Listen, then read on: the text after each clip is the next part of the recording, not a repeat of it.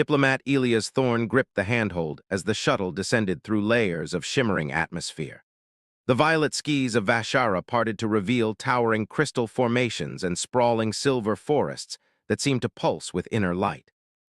"Remember," Captain Delia Frost said beside him, "they revere silence above all else, especially around the High Priestess." Elias nodded, studying the holographic briefing one final time.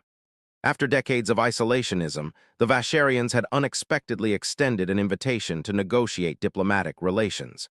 As the only xenolinguist who had mastered their complex gesture language, Elias represented humanity's best hope for peaceful connection. "What exactly do we know about this High Priestess?" he asked, watching the approaching temple complex through the viewport, a massive structure of interlocking geometric shapes that defied Earth architectural principles. "Iara is her name, though it's never spoken aloud," Delia replied. "Kept in isolation since birth, never touched or addressed directly. The ultimate embodiment of their spiritual beliefs. The Vasharians believe her silence channels cosmic energies that sustain their civilization." Elias frowned. "Sounds more like imprisonment than reverence." "Not our place to judge, Thorne. Our mission is trade agreements and military non-aggression pacts, not cultural reform." The shuttle settled on a landing pad of polished obsidian.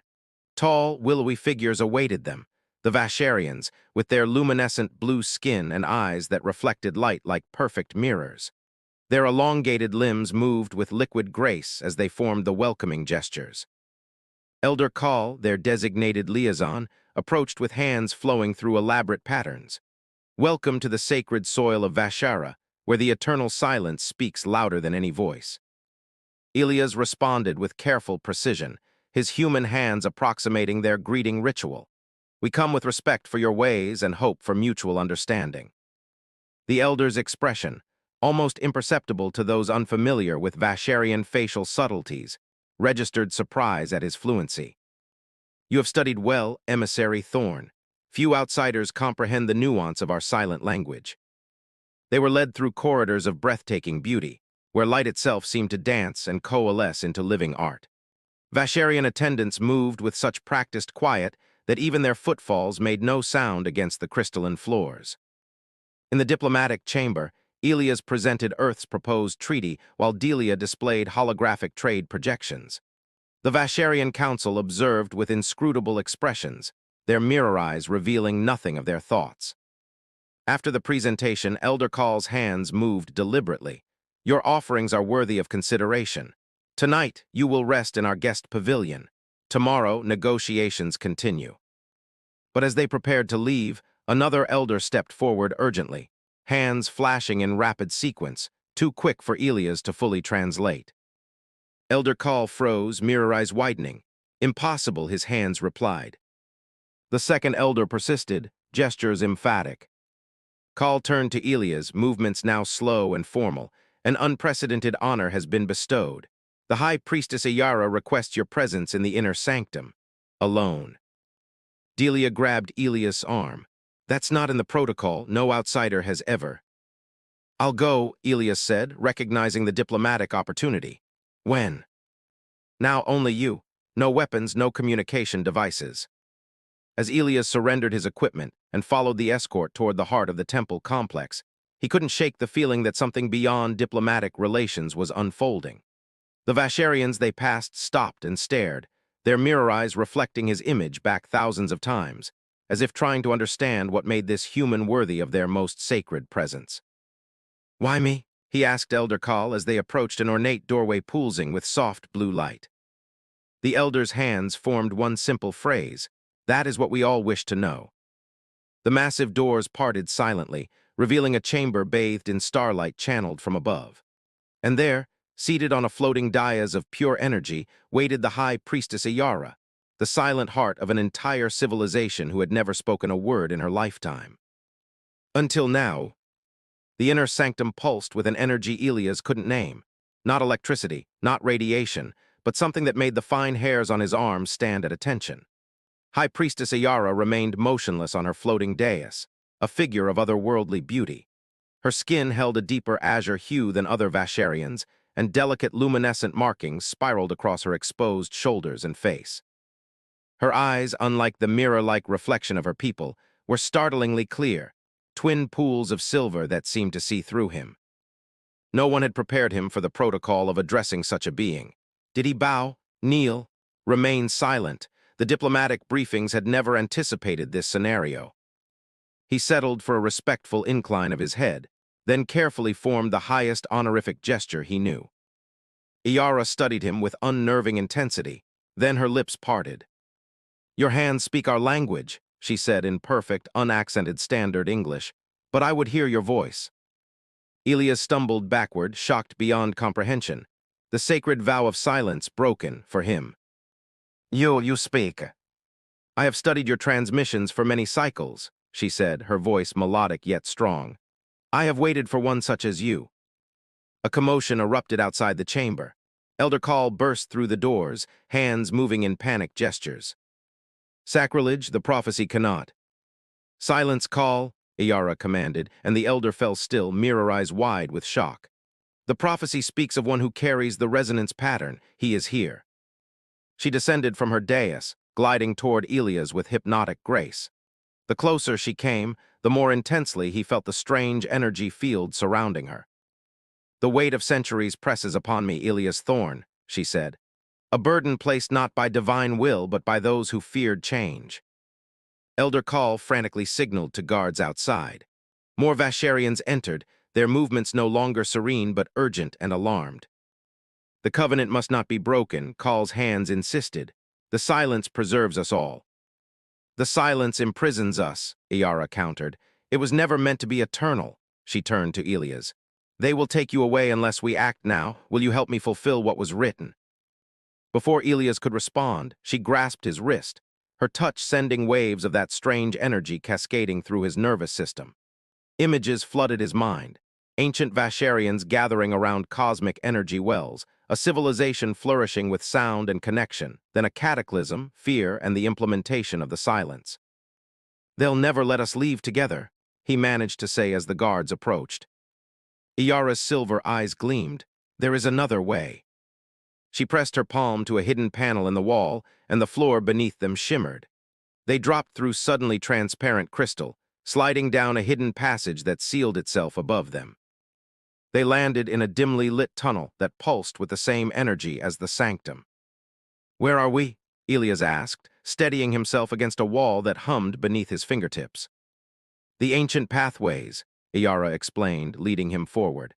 "Built before the Great Silence, when my ancestors still understood that isolation was never our strength." As they moved deeper into the forgotten passages, alarm signals echoed distantly above them. "Why me?" Elias finally asked the question that had burned since his summons. "Why risk everything for an outsider?" Iara's luminescent markings pulsed brighter as she turned to face him. "Because the prophecy speaks of one whose energy signature exists outside our collective resonance, one who can speak without disrupting the cosmic flow." Her slender fingers reached for his face, hovering just above his skin. "Your kind calls it compatibility. Our ancestors would have named it destiny." In the blue-tinted darkness, her silver eyes held his gaze. "They told me I must never be touched, never speak, never form connection, that such things would destroy our world." A smile curved her lips. "But the ancient texts tell a different story, one of transformation, not destruction." The tunnel opened to a vast underground chamber dominated by a structure that resembled a temple within the temple, untouched for centuries. "Here," Iara said, her voice vibrating with emotion, "we will discover truth beyond silence." The ancient subterranean temple stood frozen in time, a relic from before the Great Silence. Unlike the geometric precision of the main complex above, this space celebrated organic curves and flowing forms. Frescoes covered the walls, depicting Vasharians in poses of communication, touch, and what appeared to be song. "This is impossible," Elias breathed, examining carvings of Vasharians with open mouths, hands clasped together. "Your entire culture revolves around silence and separation." "A manufactured culture," Iara corrected, activating ancient crystals that illuminated the chamber. "Created after the resonance crisis 4 millennia ago. The elders who survived feared the power of our collective voice and touch. They believed our natural empathic abilities had grown too strong, that our consciousness had begun merging dangerously." She moved to a central altar where a crystalline device pulsed with dormant energy.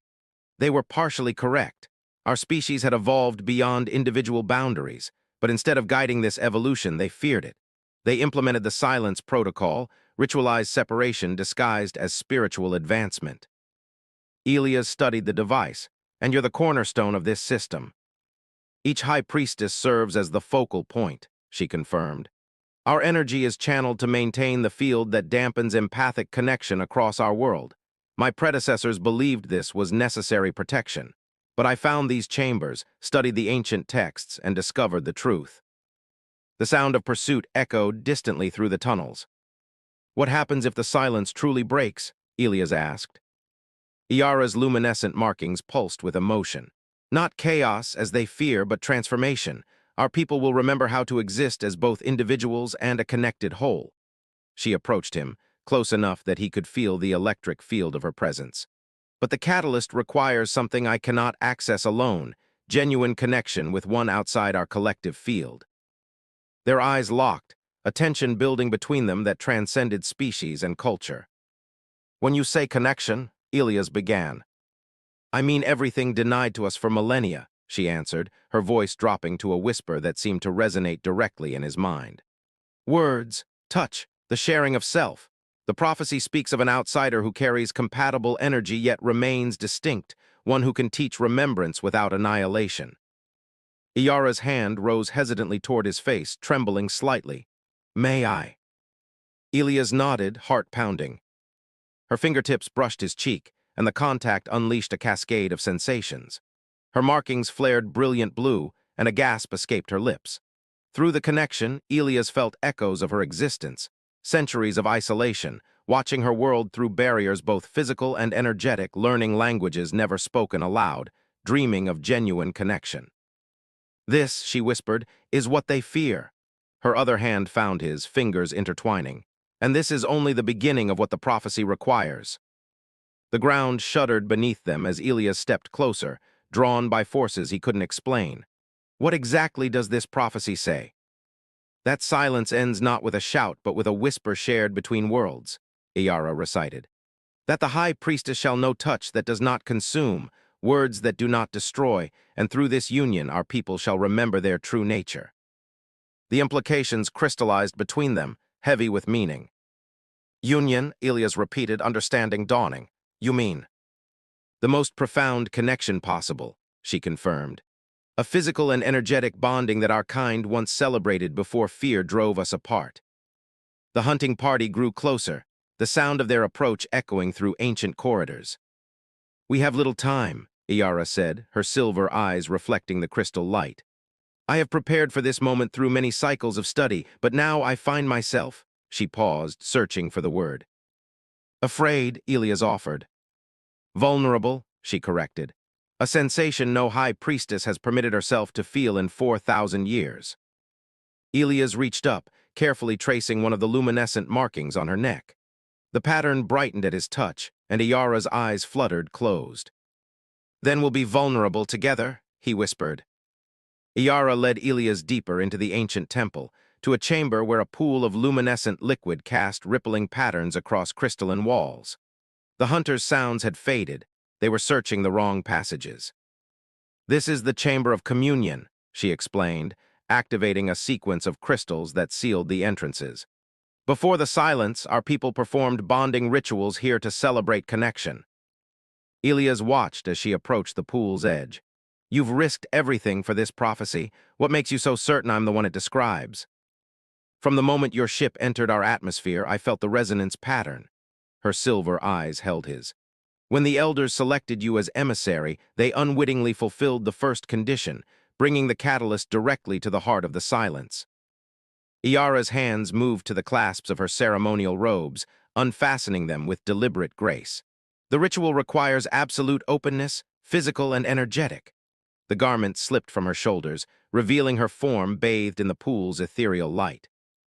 Her body was both alien and familiar, slender with elongated limbs, her azure skin adorned with intricate patterns that pulsed with inner light. Where a human would have hair, she had delicate filaments that shifted color with her emotions, now cycling through deep blues and violets. Elia's breath caught in his throat. "You're beautiful," he said simply. A smile curved her lips. Words so direct, so powerful. She extended her hand. "Will you join me in the waters?" Understanding the significance, Elias removed his diplomatic uniform. Iyara's gaze was curious, appreciative of his human form with its differences and similarities to her own kind. They entered the pool together, the liquid warm and slightly viscous, clinging to their skin like liquid crystal. Where it touched, Elias felt a tingling sensation that seemed to penetrate beneath his skin. "What is this?" he asked as they waded deeper. "Resonance fluid," she explained. "It amplifies connection, allows energy to flow between beings." Her hands found his in the glowing liquid. For millennia, it has been forbidden, another casualty of fear. They stood face to face in the center of the pool, the fluid reaching their waists. Iyara guided his hands to the markings along her shoulders. "These are our connection points," she explained. "Through them, we once shared everything, thoughts, emotions, memories." As his fingers traced the patterns, they brightened dramatically. Iyara gasped, her filaments flushing violet. "What do you feel?" he whispered. "Everything," she answered, voice trembling. "Your thoughts, your emotions, they're so vibrant, so individual, yet harmonious." Her eyes widened. "This is what we lost, the beauty of separate consciousness in communion." She placed her palms against his chest. The contact sent waves of pleasure through him, unlike anything he'd experienced with human partners.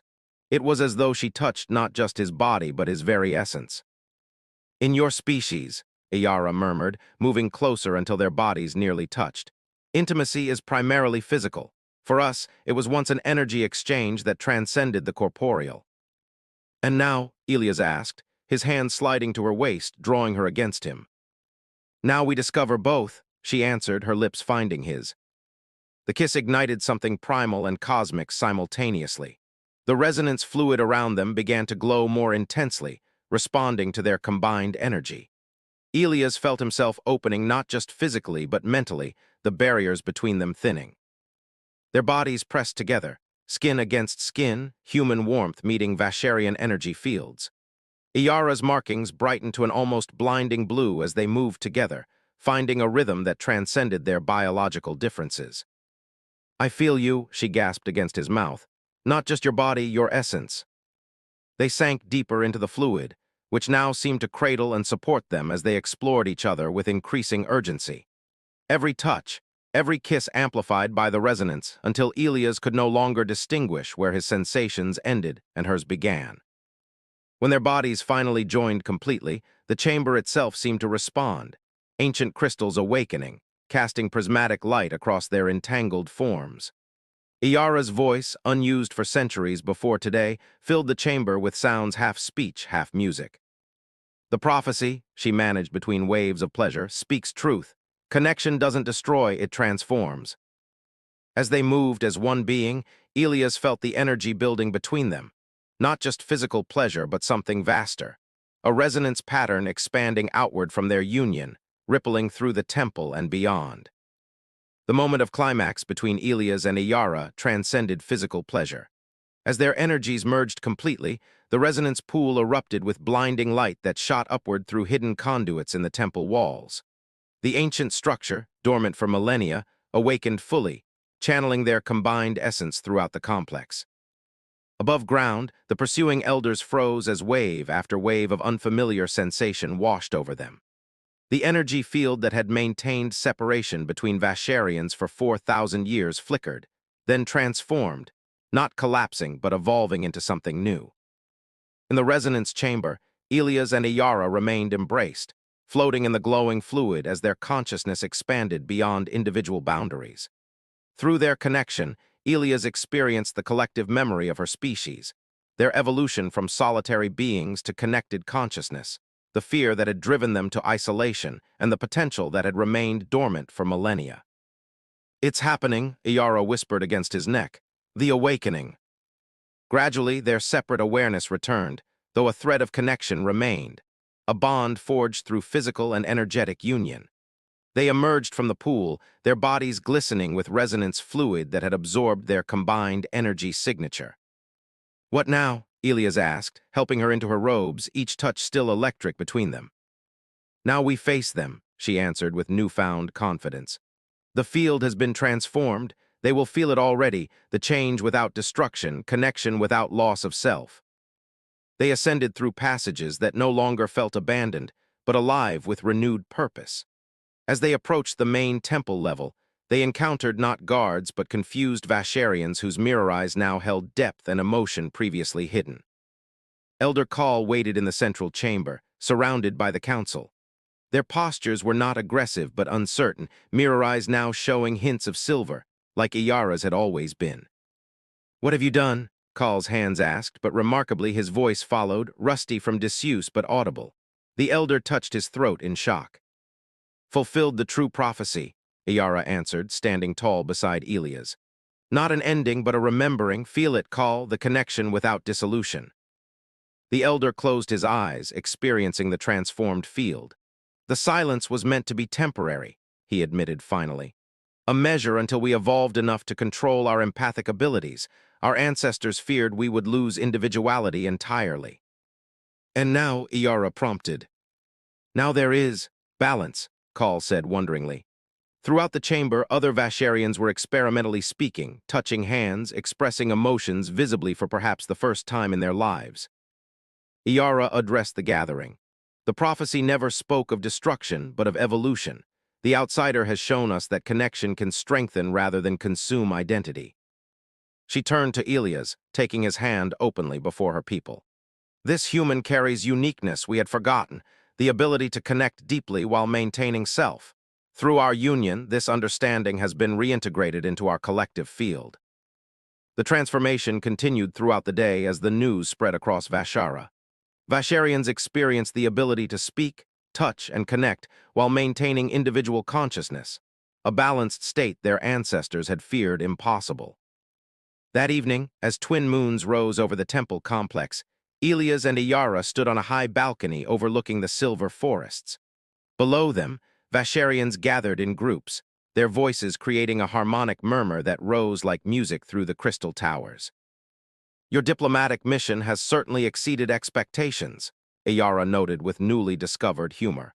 Her hand remained entwined with his, their energies still resonating in harmony. "I came seeking an alliance between worlds," Elias replied. "I never imagined it would be so personal."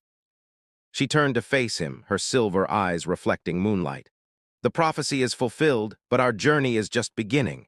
Your people and mine have much to learn from each other." "And us?" Elias asked, the bond between them humming with potential. "What becomes of us?" Iyara smiled, a full, unreserved expression that would have been forbidden days earlier. "We become what both our peoples need, the living bridge between worlds."